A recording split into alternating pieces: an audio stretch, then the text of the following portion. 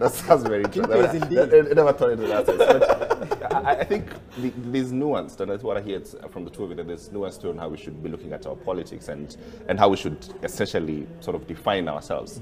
But there's also a question, I think, of identity politics that has never been solved over a period of time. And perhaps this is what that's sort of playing out. And so the political class, the clever kingpins, you know, as the kingpins, they sort of feed into that, this question of identity politics that has never been solved in our consciousness. But you see, James, it's a vacuous, it's an empty set, to put it mildly, because the reason is, how do you construct ethnic grievance as a basis for political mobilizing? What is the grievance? Okay, just I can hear, of course, the interruption. You know, it's campaign season. You know, it will flavor as it goes. But yes. So the question is, you know, grievance should be around substantial issues that cut across. If you look at poverty, if you look at the headcount poverty, you look at Kiambu, you look at Kajiado, look at Kisumu, look at Wasingishu, look at Mombasa, we're all the same. Kenyans are wallowing in misery, unemployment cuts across. There is no single family that I know in this country who has a child who has finished school, who will not tell you that they're looking for a job, or a placement, an internship, etc., etc. It's universal, and across the political and economic classes. Now, the question, therefore, is that this construct around around ethnic grievance, our turn to eat, is the original sin, in the way that the first government was constructed, in the way that Jaramogi Oginga Odinga was unceremoniously marched out of the Kenyatta government. And when he said that we need to stick to the issues for which we fought independence, it was about land. And then there came that other narrative about what have you done for yourself, which became the rallying call for galvanizing collective greed when it comes to political contests. So what we need to think about really is, how do we create a different tone in national politics? And as I said during the break, is that nobody's doing me a favor as a citizen. Right. I am a citizen. I am not a subject to a politician. And this is the most fundamental revolution of our independence struggle. That my grandfather, for most of his life, was a subject of the British colony. I became a citizen by birth. I'm born in this country after independence. I am a citizen. I am owed and entitled to certain inalienable rights of liberty, access to education, health, and decent accommodation. My government owes me this. And I also have a duty as a citizen to pay my taxes and to serve this country. So at that point, therefore, this balkanization that is ethnic is just really shameful, and it basically debases us. It basically undermines our dignity and our humanity, and it erodes our claims to citizenship. So when politicians come to this space, by all means, and as Alfred said, the complexion it's actually getting much better. That now you see people across the political divide. There are Ruto supporters that are not Luos, there are Ruto supporters that are not Kikuyus, there are Raila supporters that are not Luos, and Raila supporters that are also Kalenjins. So we're beginning to see this fusion. And I think individuals like Sonko, Sonko has his many other problems, but it reminds me of Tom Mboya, who could run in Kamkunji. Right. It reminds me of Kibaki, who could run in Bahati those years as a Kikuyu, and felt very confident that this cosmopolitan body politic that was Nairobi basically could understand his political ambition and his political aspirations and could work with him. And we have all these cosmopolitan areas that I think signal that. So I think we should be perhaps the last generation that basically gravitates towards politicians on the basis of ethnicity. The next generation, as the study that I conducted at the East Africa Institute showed, that Kenyans were not not ethnic. The only time that we start to really feel ethnic is mobilization that is so in your face around political contests. Right. So the politicians, as James, you said, basically harness this negative energy.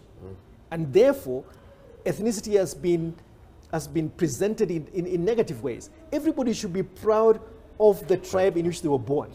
And it is a lottery. I could have been born a Pokomo.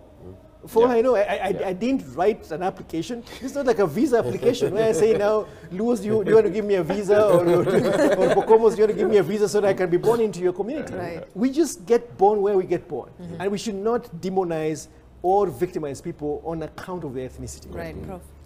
Yeah, you know what is interesting with the ethnic balkanization, and we're reflecting on this just the other day with an ambassador, I'll not mention him here, and he was comparing the ethnic mobilization around, you know, around independence and that first generation of leaders, and how it happens now, and it was very interesting that then these fellows got into government, majority of them got into government to actually, you know, get something for their people. And it was always what it is that you took to the backyard. Of course, as they also got quite a bit for themselves. The Odingas and Galas, even the Mois of this world then, you know, they got to the center to get, you know, something for the people. And he was saying the difference between those leaders and the current ones, they still get into government on the basis of ethnicity, and then they don't get anything for the people. They get everything for themselves. So it is not what Rigathi is taking to the Kikuyus, what Mata is taking to the Kikuyus, what Raila is taking to the Luos, what Sonko is taking to the Kambas, or Kalonzo, and so on. In fact, they take nothing. We know they take nothing to those people. And he was saying this is the phenomenon that has led to the Kenyan billionaire politician, where you go there on the basis that you're going to, at county level, you're going to steal for your clan or grab for your clan. At national level, you're going to grab for your tribe. But the truth of the matter is that nothing, in fact, you steal from your tribe. That's how perverse these guys are. That they first steal purportedly on behalf of the tribe for themselves, and then you go to those miserable guys outside there, and you steal from them. I at some point had to block a member of parliament from getting into a school where I was a chairman of a board. Why? Because these guys were actually stealing from their relatives in the village. You know, because that's what CDF is. You even know the fellows who will benefit from it. Right. We know at some point, again, I was very happy that a road was being cleared next to where I lived in one of these counties. Then I was told, no, Alfred, by the way, do you know that you actually have a Maram grade road? It is not just clearance of bush, and millions have actually been used. The guys who are stealing this money from my father and my mother know them personally. So we actually have a group of new Sikh. These guys, they're special. They need to be treated. They steal from their relatives. They steal from their brothers and sisters. They steal. You know, that is how bad it is. But you know, I'd rather we stayed where we were before, where you go to the center to steal for your people. Then you can say, oh, we start feeling jealous of, you know, of Ukambani because Kalonzo is taking so many things there. Yeah. But now they do it for themselves. And that's partly why, yes, there's a time for us to reflect really as a country.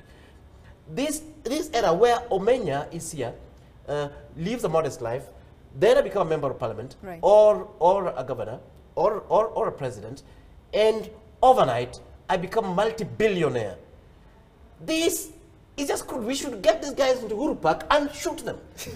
We don't even need to investigate them. But then again, that sounds like these individuals, these individuals are our brothers, sisters, neighbors, you know, fathers, mothers. And look, you're living in the same community, living in the same house, right? And now, it must be a mindset issue. To be fair to Ejakoya, and Justina brought this up.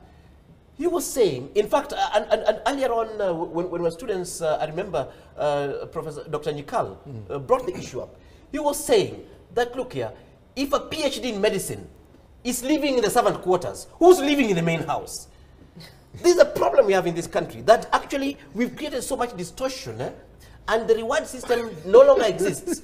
That Professor Menya will actually be the one living in the servant quarters, and the guy who never went to school, who's not done anything, even for a day, he just dresses fancily and drinks in some funny pubs around town, is the one living in the main house and celebrating with their slay queens. Yes, those politicians with slay queens, we are coming for you. We're going to campaign against you. There's a problem in this country. There's no reward system. You work, so how do you convince children to work hard in school? How do you convince the farmer to work hard in his farm?